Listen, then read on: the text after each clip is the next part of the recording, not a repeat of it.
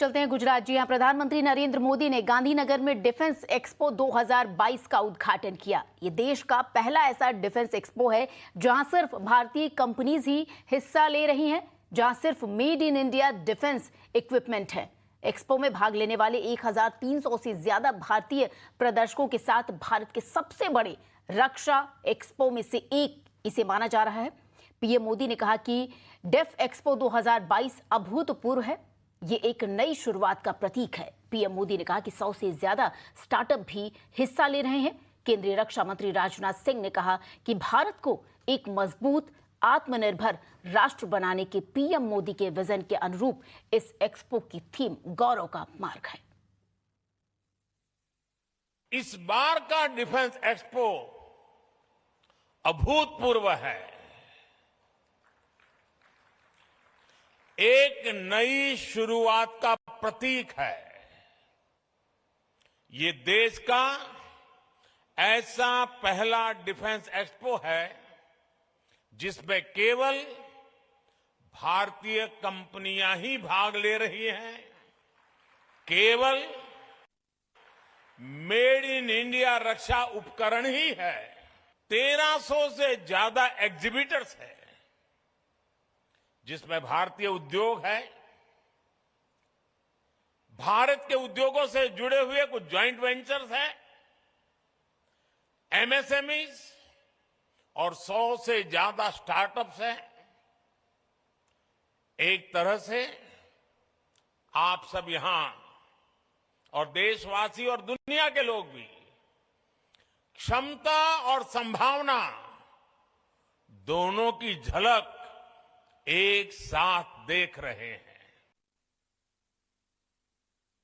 Exhibition में 1300 से अधिक इंडियन एग्जीबिटर्स अपनी लेटेस्ट टेक्नोलॉजी और प्रोडक्ट्स का प्रदर्शन भी कर रहे हैं।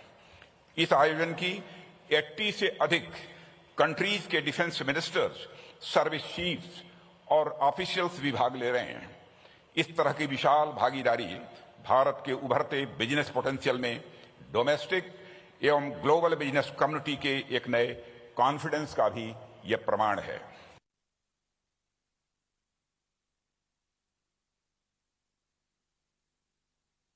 और हमारी सहयोगी शिवानी इस वक्त हमारे साथ जुड़ गए हैं। शिवानी, वो पूरा भव्य आयोजन जो था वो आपने भी देखा, प्रधानमंत्री ने इस एक्सपो का उद्घाटन किया। खासतौर पर उन्होंने ये भी कहा कि इससे भारत के निर्यात को और बढ़ावा मिलेगा।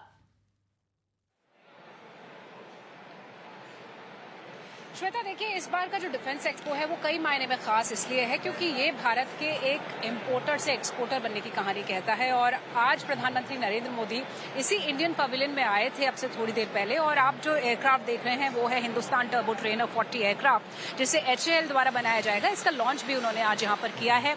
और अब तक हम विदेशी कंपनियों पर जो उनके ट्रेनर्स थे उनके ऊपर निर्भर हुआ करते थे, लेकिन अब हम आत्मनिर्भर हो रहे हैं। और बहुत सारी अहम बातें हैं डिफेंस एक्सपो के बारे में।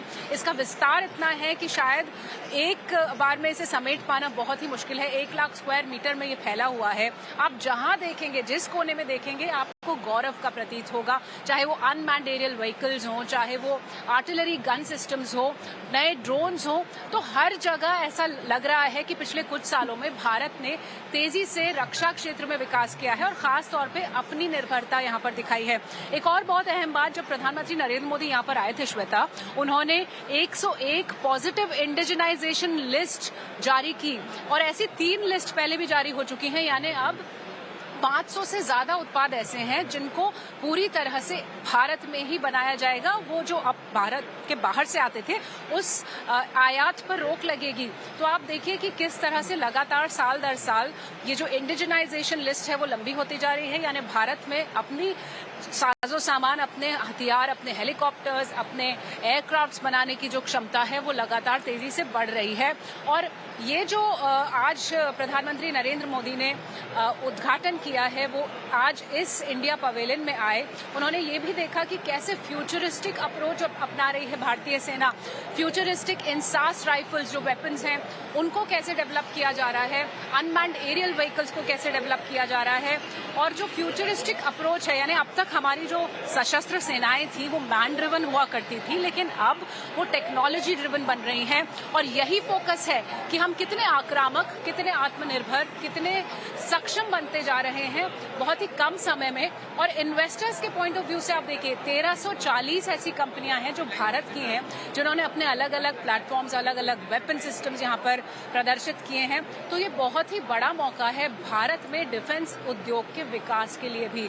तो बहुत सारे आयाम, बहुत सारे पहलू हैं आज इस डिफेंस एक्सपो के, क्योंकि यहाँ पर हम न सिर्फ हमारी जो सशस्त्र सेनाएं हैं उनकी बढ़ती हुई ताकत देख रहे हैं, हमारी जो प्रोडक्शन कैपेसिटी है खासतौर पर डिफेंस के सेक्टर में, उसको भी लगातार बढ़ते हुए देख रहे हैं, जो एक बहुत ही बड़ी बात है। श्वेता जी बिल्कुल शिवानी, आपसे ये भी जानना चाहेंगे कि प्रधानमंत्री नरेंद्र मोदी जब उद्घाटन करने के बाद अपना संबोधन कर रहे थे तो खास तौर पर चीन पर भी उन्होंने अगर देखे तो चुटकी लिया कि किस तरीके से भारत धीरे धीरे आत्मनिर्भर बन रहा है।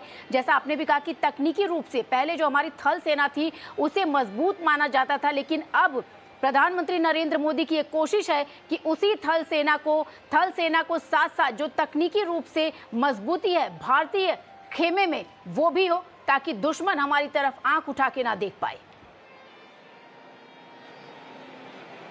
बिल्कुल आपने ठीक कहा, जब भी प्रधानमंत्री का संबोधन होता है खासतौर पे रक्षा से जुड़ा हुआ, तो वो एक संदेश जरूर दे देते हैं पाकिस्तान और चीन को, क्योंकि इस वक्त जो हमारी परिस्थिति है श्वेता वो कुछ इस तरह की है कि हम टू फ्रंट पर संवेदनशीलता से अपनी भारतीय सीमाओं की सुरक्षा कर रहे हैं। और जब चीन की बात आती है 2020 के बाद हमने देखा जितनी तेजी से वहां डिप्लॉयमेंट्स हुए हैं, इक्विपमेंट्स वहां पर रखे गए, चाहे वो टैंक्स हो उनको वहां तक पहुंचाया गया। और अब ये कोशिश की जा रही है कि हल्के टैंक्स, हल्की आर्टिलरी गन सिस्टम्स वहां तक पहुंचाए जा सकें, ताकि चीन के सामने जो हमने अपनी डिप्लॉयमेंट्स किए हैं, चाहे वो ट्रूप्स के रूप में हो, चाहे वो आर्टिलरी गन सिस्टम्स के रूप में हो, चाहे वो ड्रोन्स हो सर्वेलेंस के लिए, तो उन सब में हम बिल्कुल उस पर भारी दिखाई दे। और ऐसा ही हो रहा है। और इसीलिए जब भी किसी बड़े मंच से प्रधानमंत्री रक्षा से जुड़ी हुई बात करते हैं तो वो एक संदेश जरूर देते हैं और ये भी बताते हैं कि किस तरह से भारत का साहस, भारत का शौर्य, भारत का सामर्थ्य बढ़ रहा है,